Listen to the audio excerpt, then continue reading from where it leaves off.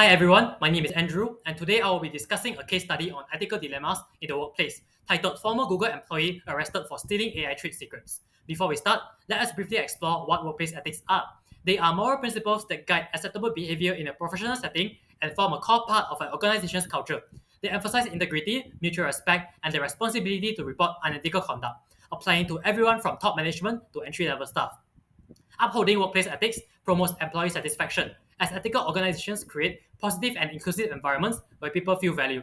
It also builds trust and collaboration among colleagues, encouraging open dialogue. Finally, it helps ensure legal compliance, reducing the risk of actions that could damage organization reputation. However, when workplace ethics are ignored, companies risk severe reputational damage and declining employee morale. Staff may feel unsupported, leading to disengagement and high turnover.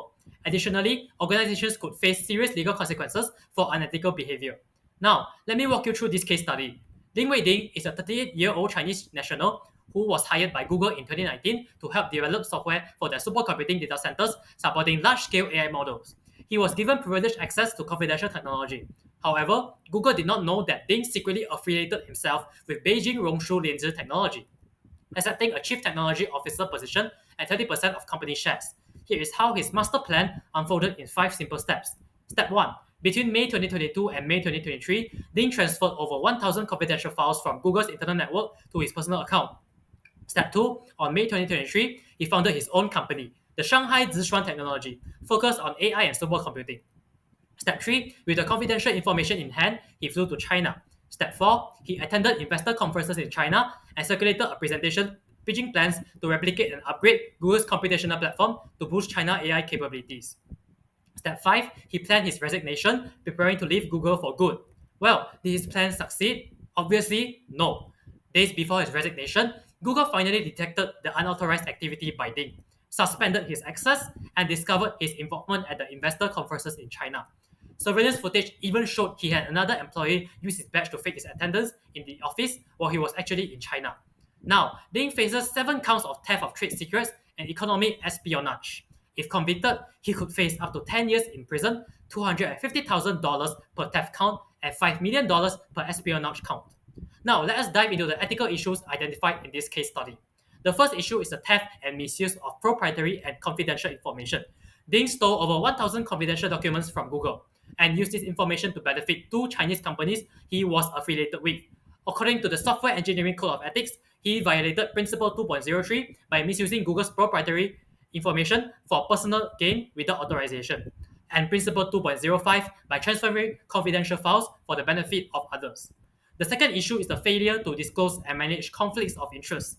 Ding was secretly affiliated with 2 companies while still employed at Google without informing Google. When offered the CTO position, he should have either declined or disclosed the conflict and sought guidance. By not doing so, he violated Principle 4.05. Lastly, the third ethical issue is the falsification of attendance records. Ding had another employee scan his badge to fake his presence while he was in China. Both Ding and the employee violated Principle 7.01, whereby Ding encouraged unethical behavior and the employee went along with it instead of refusing to participate. Now, what are some solutions that could solve or prevent these ethical issues? First, Google should enhance its audit and monitoring system. It took over a year to discover Ding's unauthorized uploads, highlighting serious inefficiencies. Had the system detected unusual behavior earlier, the damage could have been reduced. Integrating or upgrading AI-based monitoring tools would allow real-time data analysis and trigger immediate alerts when deviations are detected. The second solution is to strengthen Google's zero trust security model. Zero trust is built on the concept of never trust, always verify. No user or device is automatically trusted, even those inside the corporate network. Every request to access information is vetted based on identity, device security status, geolocation, data sensitivity, and the reason for access. Even though Google has already implemented zero trust, Ding's case shows it was not fully enforced in critical departments like AI research. Thus, increasing the frequency and coverage of access checks would allow quicker detection of suspicious activity. Third, Google should improve its whistleblower system and protections by raising awareness, simplifying reporting, and strongly enforcing reporter protection. Employees would feel safer speaking up this way. If protections were clearer, Ding's colleague might have reported him instead of helping, potentially preventing further theft. Fourth, ethics training for employees should be expanded and improved. This case shows a need for scenario-based training focused on confidentiality and data protection. Well-informed employees are more likely to exercise sound ethical judgment and avoid behavior that could harm the company. Finally, Google should implement a biometric attendance system. One factor that enabled Ding's misconduct was another employee scanning his name tag to fake his attendance. A biometric system using facial recognition or fingerprint scanning would verify each employee's identity through unique physical traits, making it nearly impossible to forge attendance and preventing proxy check-ins. Next, we will use different ethical frameworks to analyze Ding's actions. The first framework used is utilitarianism, which states that an action is morally right if the benefits outweigh the harms, considering the scale, duration, and severity of consequences. The benefits of Ding's actions mainly serve himself and Beijing's Rongshu Lianzhi technology. He secured a chief technology officer role and 20% of equity shares, while Rongshu gained valuable AI technology without spending development costs. However, these benefits were limited to a small group. The harms, however, were extremely extensive. Google's competitive position was damaged, national security concerns were raised, public trust in Google was hurt, and employee morale declined. These actions also harmed the software engineering profession by undermining ethical standards and public trust. As the harm far outweighed the limited benefits, under utilitarianism, these actions are morally wrong. From the perspective of Kantianism, two questions always arise. Is the action guided by a sense of moral duty, and can it be universalized without contradiction? Ding stole proprietary information for personal gain, without regard for the moral duties he owed to Google as an employee. His actions were not guided by a sense of duty to respect others' intellectual property or to act with honesty, but rather by self-interest.